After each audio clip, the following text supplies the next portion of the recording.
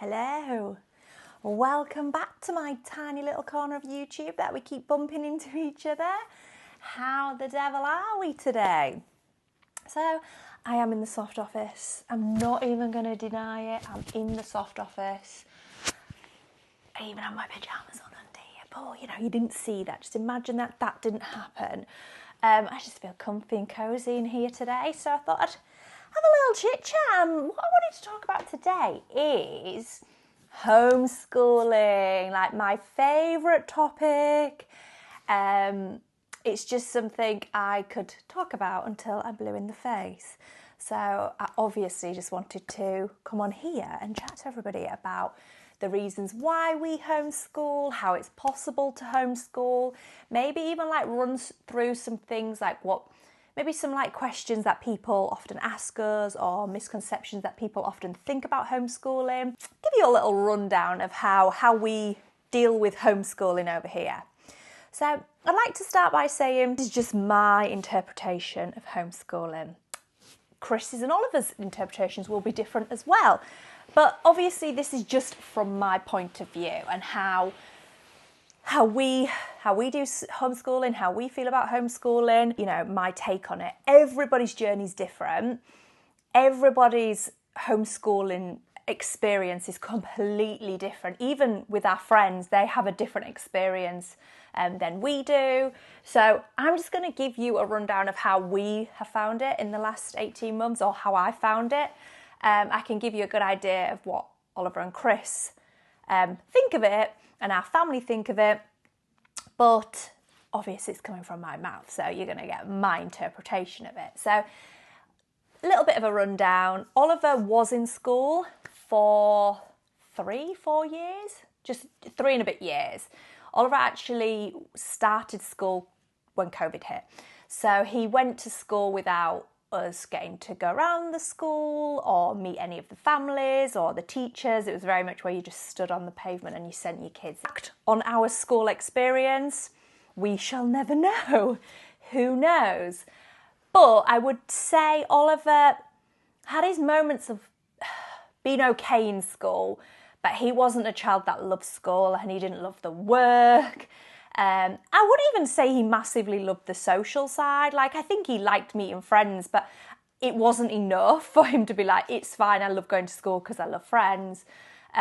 He was happy to play with friends outside of school, which I think as well, like often people think, particularly with socialising, often people will say, well, what about like socialising and how do your kids socialise? Well, actually in homeschooling, we definitely do more socialising than you would in a school because it's not the same, is it? And you're often forced into being with people that you may find difficult or you may not want to be with them 5 days a week for 6 hours, and you kind of can't escape them. So when you're homeschooling, you can very much pick and choose your friendship groups and gravitate to the people that have similar interests and similar values to you, and same with your families. And we obviously know a lot of our homeschool families, so we know what their families are like and how it runs. So it's really nice because then we're all friends together. So that's lovely. But in terms of why we started, Oliver moved up and to year 3. I actually lose count of what year he's in. So year 3 in the UK, and he was 7. And it was just a big jump up for him. It was hard. It was a big jump up for me as well. We were pretty much leaving each other every morning, both of us crying, and it just felt so difficult. And it just got to the point that I just had nothing else to convince him with. I couldn't sell it to him anymore because I just didn't believe it myself. I was selling him a life. I'd have told him all the reasons why I thought he should go into school. Our process, it was probably about a 6-week process where Chris and I kept talking about it very heavily, all kind of not in front of Oliver. Oliver didn't know it was a choice. He never like asked to be homeschooled or anything, even though when we went through COVID there was kind of some of that, what people did, although it's nothing like what we do, but like them COVID times where you kind of did some work at home from school, sent work home for you to do, and it was obviously what we do is completely different to that. So he never said, can I just homeschool? He just didn't want to go in at all. And yeah, it was just hard. It just got harder and harder. And then so Chris and I was doing lots of conversations kind of behind the scenes. I kept calling it the master plan so that Oliver didn't know what we were talking about. And the master plan was to get him out of school, basically. But we had to really think about it and really kind of get our head round how it would even work. I was full-time in actually in the office. I was doing some hours at home, but I was going in every day, 5 days a week. Chris was obviously doing that.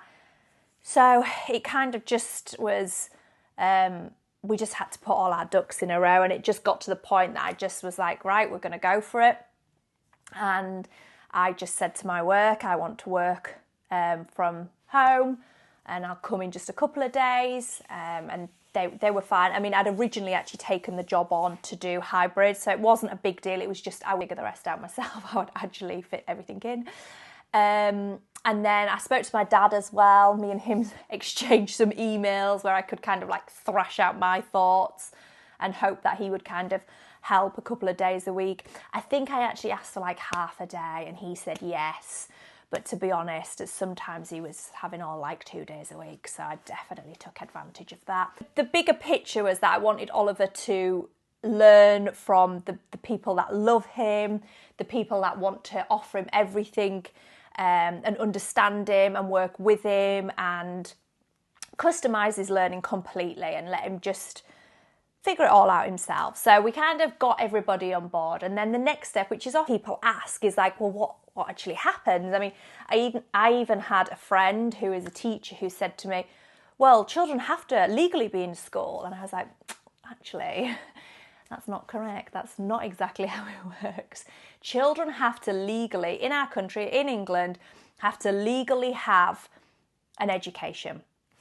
But they do not have to legally be in school. So we then basically deregistered him from the school, and then we went under the local authorities. So now we're under our local authority, which we report to them, and they kind of, every 12 months, they just want to kind of know what Oliver's learning and how he's developing and how he's growing. So you start with one actually when they come out of school. They want to know like your plans, and then you do your first year.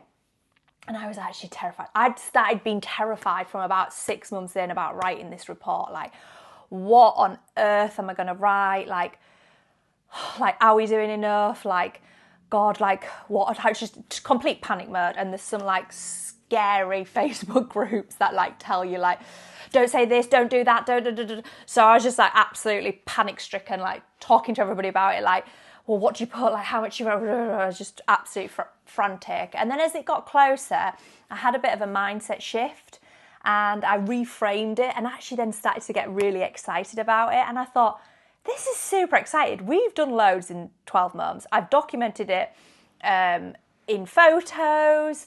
I have evidence of everything we've done, like loads of stuff. So I was like, this is actually super exciting. So what I did was I actually made it into a whole like brochure and I had it photos and I went on Canva and I designed everything and then I printed it all off and I gave it to Oliver as his yearly report. I looked at it like it would be his yearly report and I thought I never want him to look back and think, I don't know why I thought he would, but like, oh, what, like we didn't do much. I don't know. I just got paranoid that I wasn't doing enough.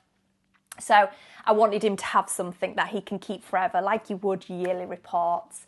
And I know it's different coming from your mum, but it wasn't solely from me because I could ask some of his teachers and his tutors and people that teach him, his music teacher, his drama teacher, his tutors, etc., to write in it as well. So it wasn't just my voice, but you know, I pulled it together. And actually I loved it and just thought this is just so rewarding. It's so amazing that I get to see it. I can put all this exciting stuff into one little, I think it was like 12-page brochure for all to see. So I'm hoping I will do that every year. I think our first year was possibly the most exciting because it was just like a honeymoon period. It was just the best feelings ever. So let's see what year 2 brings, but that was definitely what we did on year 1, and that gave me a lot of comfort. I didn't send that to the council, I just sent them the text, so they just got the written version, because they don't need to see everything else. They could have seen, I guess, if they'd asked for more, but I didn't need to do that. I just sent that in and everything was obviously fine. So that's how it works from like a legal point of view, where legally you have to educate your children. So as long as they're getting a full-time education, that's all we have to do. So that was kind of another big question that people ask. The reasons why we decided to homeschool, there's so many. I honestly don't even think I could put into one of my ranty videos like this. It's just too much to say. But really, it came down to the fact that just something didn't feel right. It wasn't working for us. Nobody was happy. And I just wanted Oliver to realise that there's always a choice. You've always got options. You can always readjust, reassess, see what's happening and try something new. It didn't work. We just go back, wouldn't we? I can't see Oliver wanting to do that, but who knows? He's obviously never been to a secondary school. He may want to experience that at some point in his life. But at this moment in time, everything's working well. He's happy, which is such an important factor, in my opinion. Like, that's up there on the priority list. I find that being the most important thing for us, just to make sure that Oliver was happy. I just wanted the best for him. And I just felt like school was not the best for him. He wasn't thriving. He'd probably just have got through school and survived. Nah, I wanted him to thrive, and he really did. He really still is. At first, there was some kind of like, we definitely had to go through kind of the process, the healing process of like separating ourselves from our normal way of learning. And he had to kind of accept it was different, because he'd never seen anything like that. I'd never seen anything like that. So we were learning together. It was a lovely process, but it was some healing. And once I kind of kept pointing out to him all the things he was learning, every opportunity, homeschooling mums and parents are very resourceful. We will find a learning opportunity in anything. And it's very much like, I put it down to like when your babies are little and maybe you're on maternity leave and you're talking to them all the time and you're giving them all these things and you're taking them everywhere. And it's like that, but better, because you've got like a little person. Like Oliver was 7, he's now 8, nearly 9. And I get to show him all these things and explain things to him and be there to kind of explain things when things come up. Can you see, I just love going on about this. It's just great. It's just the best thing ever. Yeah, it's not for everybody. And I understand that. I respect that. And a lot of people say like, well, when do you get time for yourself? Or how do you prioritise yourself? And you do and you don't. I mean, obviously I'm lucky I have Chris. We only have Oliver. So our structure is relatively easy in comparison. But because we're not in this heightened state of stress all the time, you actually feel like you need less of your own space. I mean, don't get me wrong. I have my introvert moments when I just have to come and sit up here in the soft office and just have, watch my YouTube videos or just chill out, read a book or whatever. Like, just because I kind of need that time to just energise on my own, I do like my own time.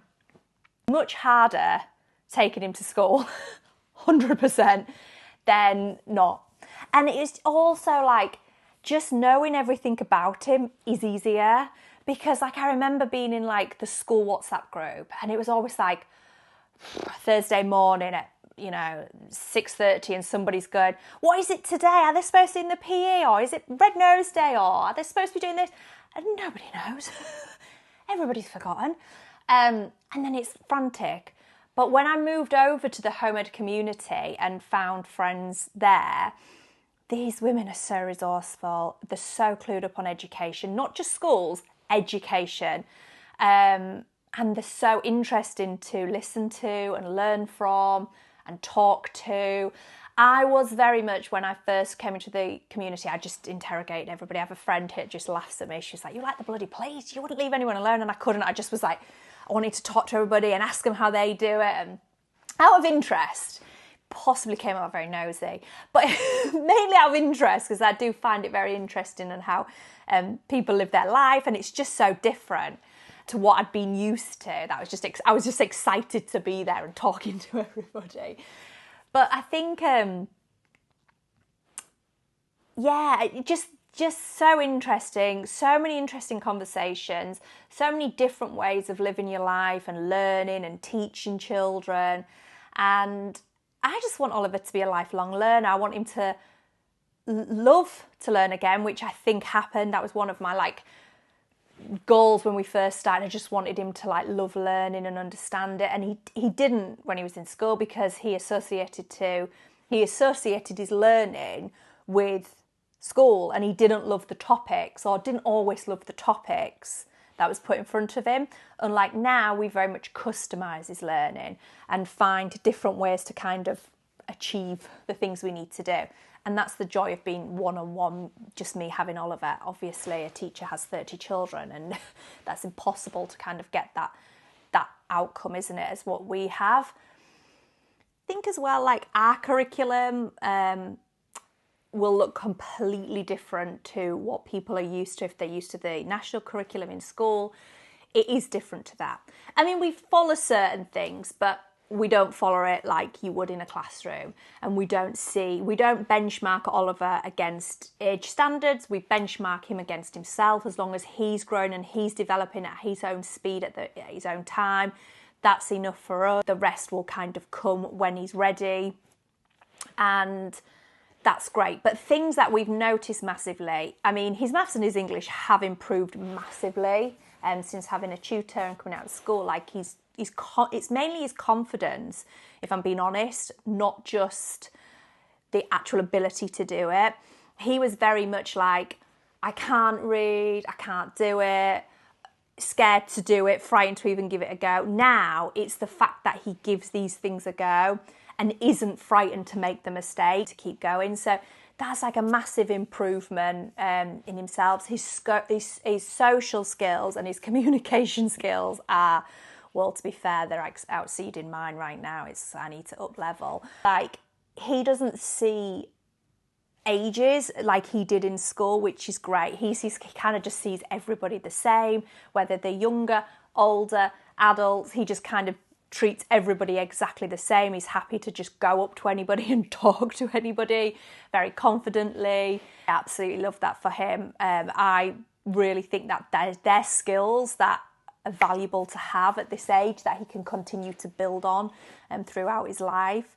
And I think they will stand him very well in life in general. So they're the kind of things that I could see massive improvements, but he's learned so many new things as well. We were struggling to kind of get him to after school clubs as well when he was in school, because he was just kind of burnt out and fed up and he just wanted to come home and chill. So anything he started, we ended up stopping.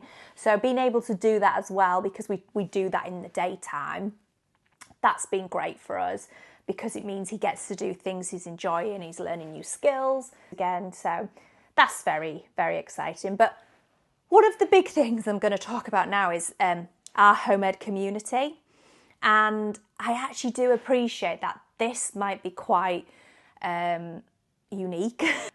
That's a really good starting point, because you can see what's going on and then you can kind of build on your community. But then we've just formed this solid little community of families, and it feels so nice to get to know the kids, but the families as well. It's not just about knowing, and there's certain situations that happens in school that I would have 100% shied away from. If Oliver would have come home and oh, so-and-so did this to me, I'd have been well, stay away from that person, or don't talk to them, or I wouldn't have given him any of the tools set that is actually relevant to learning and any social skills that you need to kind of get through life. I would have definitely just been that mum. Unlike when you're in a community and you know the other families and you're all together and you may have even overseen what's happened, you can then kind of help navigate through them situations with the other families, then being like, well, I'm going to ring school, and then school's going to speak to the mum, and I don't even know this family, and I don't know. That's just one of the bonus points, I think, of like having such nice friends. But in general, we're just such like-minded parents that it just makes everything so much easier because we have each other. Even if you're having a bad day, you can kind of vent, but it doesn't mean we're giving up. It just means you're having a bad day. just saying it. It's like, yeah, same time next week. Yeah, see you there. Like you just got to get it out there. But you don't want somebody to go, oh well, why don't you send them back to school? No, that's not what I'm saying. I'm just saying today I'm feeling a little overwhelmed and I've got a lot going on. Like, that's not what I'm not saying give up. I'm just, please hold space for me to be a negative Nelly right now. I want a pity party. Please come and party with me.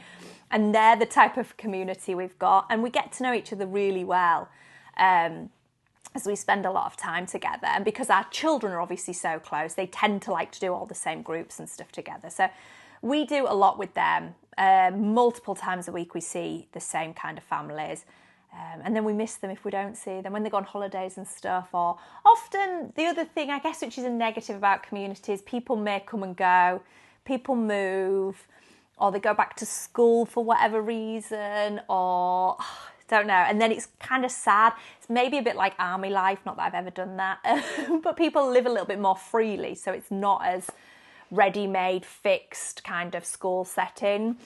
I think like I've covered a lot of it, like, oh, I couldn't teach them. Well, technically I'm not teaching Oliver. I'm not teaching him what you would imagine to teach him. Like I'm not, the things that I want him to learn that would happen in a school, we get a tutor for. We get the professionals in.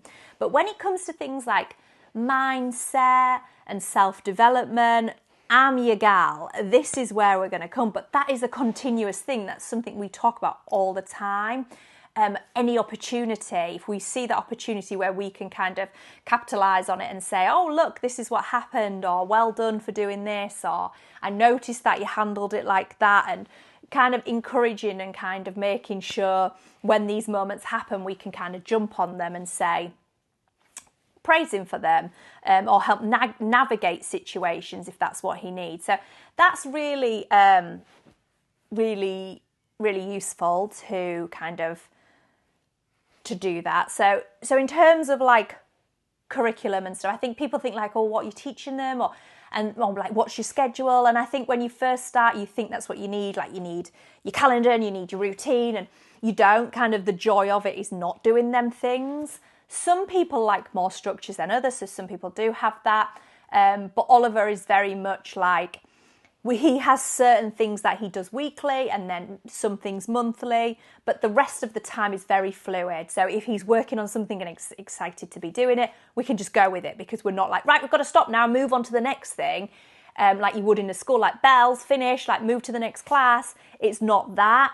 It's very much like, right, we just work. If we're in flow, we'll allow ourselves to be in flow if we can. So that's a beautiful way to learn and expand. It's how I work really well as well. So I know it works well for Oliver. He gets that from me for sure. Think like, how am I going to teach my children things that I don't understand? And I think that's kind of the best part of it. Like, even if it's maths, I have some friends, there's quite a few people like doing the flexi school that we kind of come across as well, that kind of swing into the homeschool, and they might be like, oh, I can't do this maths, I don't remember doing this maths when I was a kid or whatever. And it's like, well, that's kind of, they're like the best learning lessons, because it means together you can figure out how to learn. Like, you find the resources, whether that might be a YouTube video or a book or going to the library or something more practical.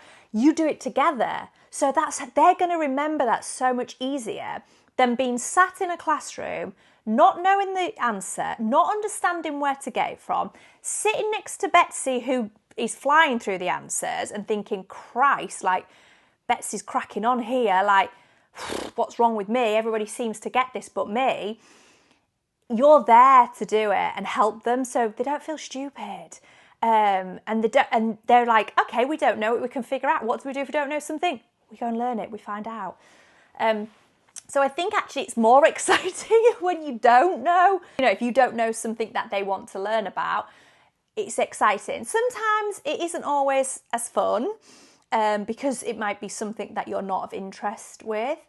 And I think like what you have to do is really just relax and lean into it and thrive off their energy, because when they're excited about something, you can kind of get wrapped up in that and be like, okay, this is great. You know, we've been to some places, some museums with some mums that are like super excited, or kids are super excited about topics that I don't remember learning in school. I wasn't planning on like teaching all of it there and then, but they've been so excited about it that I'm excited. I'm like, this is brilliant. Like, this is a fantastic way to learn. And type of energy is really infectious, and you can really lean into that and just go with it, because that's kind of when it all kind of comes together and you're like, oh, actually, magic's happening over here. I didn't even know I wanted to know about Henry VIII and his wives, but off we go. I think sometimes people think that children may be missing out if they're not in the school environment. Certain things like socialising, routines, some may say bullying.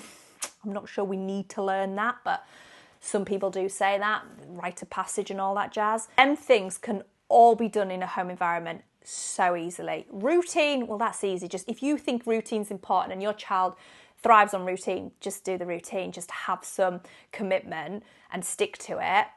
There you go. Get some good systems in place. There's your routine. Simple as. It's not difficult. Socialising, like I say, get out, get into the community, do all the workshops, meet people. Some people need more and less socialising, which is again why it's so brilliant to homeschool, because if you know you need to be out every day socialising, go for it. If you know that you need one day on, one day off because it's quite draining, there you go, you can do it.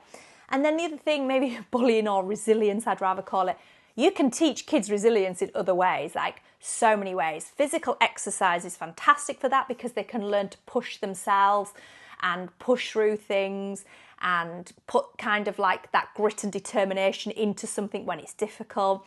I also think music and languages are fantastic for learning, because they're so hard and they're so awkward.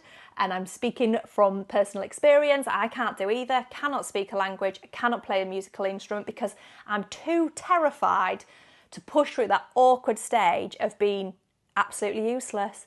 And let's be fair, we all know that child that brings the recorder home or the violin and is absolutely crap for months. And you just have to suck it up, don't you? Because you're like, wow, that's bad. And then all of a sudden, the classically trained, giving it all this, violinist, just guitar know nothing about music, or fluent in another language, because they've had the courage and the resilience to push through that awkwardness of getting it wrong and feeling embarrassed. And that's great. Like, so there's so many things you can learn and you can put in place outside if you think your child is missing out on something. There were certain things I was worried about, like, oh, what about like school photos or like prom or these things? And I mean, I quickly let them things go. Now we're in it. I'm like, I don't think they're important. However, we as a community and all our friends do make little experiences like that. Like we had a sports day last year. They did a play at Christmas with their drama group. If we want to do proms or yearly photos, we could just get a photographer and do it as a group. Like, it wouldn't be difficult if we felt like something was missing out and we were missing out on some experience. I have been lucky enough to have a child that's been in school and now is out of school. So he doesn't have that kind of like, what am I missing? Like, I want to try it. He knows what it was like and he didn't love it. So he's happy being homeschooled, which I think may be different if you've got strong opinions as a parent for your reasoning why you want to, and your child wants to, you know, give school a go and you're like, oh, I'm not sure it's going to be right for you. But I think lucky enough we've tried it and we've been able to come to a solution and a conclusion as a family on what's right for us. So that's kind of useful. I often hear people saying about only the rich homeschool or only religious people homeschool. I'm neither of them. So, I mean, I'm just going to leave that there, really. Anybody can homeschool. You can homeschool if you're rich. You can homeschool if you're not. You can homeschool if you're religious. And you can homeschool if you're not. So, it doesn't really matter. Like, it's for anybody. so flexible. Everything's customised. It's, it's however and how much and how little you want to do and what's right for you and your child and your family. And it's just it's great. I just think it's so peaceful and yet so rewarding all at the same time. And that's just my personal take on it. I'm 100% living the dream, homeschooling. I have, when I was little, I always remember driving. I had this thought that when I'm a mum, I'm going to be driving my kids, they're going to be in the back, I'm going to be taking them to school or whatever. It's not exactly like that, but we do spend a lot of time in the car together. And when we're in the car together, I think of that vision of me driving around with my kids. And it's just me and Oliver, obviously, but I don't know. I feel like it's something that I always wanted deep down in its own weird way. I honestly don't know where homeschooling ever became a thing for me. I don't brought it to my mind. I remember some people talking about it publicly. Nadia Suarez, is that how you say it? She's one of the loose women. She homeschools her 2 daughters. And I'd seen some people online, I think, and I remember them speaking about it. And I was like, wow, that's interesting. And then once you kind of start learning about it and understanding it, it all just it was just yeah, this is it. I never had the guts to do it straight away. And I also think, and this is something I do definitely want to touch on, is I honestly don't think me personally could have ever done it without self-development. If I've not worked on myself over the years, I would not have had the confidence to do it. I'd have just continued to follow mainstream way of schooling and that's what everybody does. That's what you do. Your kids go to school. And if they don't like it, they'll get used to it. They'll be fine. They're fine when they're there. All that attitude. I've had the conviction in myself to go, actually, I want to try something different. Us as a family want to give this a go. And I would have never ever have done that. And I do think that the continual working on myself and self-development, something that I'll have to continue doing right throughout homeschool. Probably right throughout my life, but I don't think that I would have even considered it, let alone be doing it. And I do think you've got to deep dive and you've got to unpack things and you've got to learn and grow continuously to be a good homeschooling mum or dad, a homeschooling parent. I don't think it's necessary. I think some people do it, and not everybody in homeschooling do self-development, but my love for self-development and, mindset work and law of attraction, I love all that stuff. And I think they complement each other so well because that's stuff that I can tell Oliver about and I can explain to Oliver and I can give him scenarios about the stuff I learn. And I would have less of an opportunity to do that when he's in a school. It's just a different thing, homeschooling, because it's middle of the day. Everywhere you go is quiet. Everywhere you go is easier, cheaper. So I think I've covered everything. I've tried to think of everything that people tend to ask or people may think about homeschooling. So I hope I've done a good job. If anybody does have any comments or any questions, please write them down below. I'd love to hear from people, anybody who's maybe considering homeschooling or is already in homeschooling and maybe have a different experience to me. I'd love to connect with you guys. So thanks for listening. Thanks for getting this far. And we will speak again soon. Bye.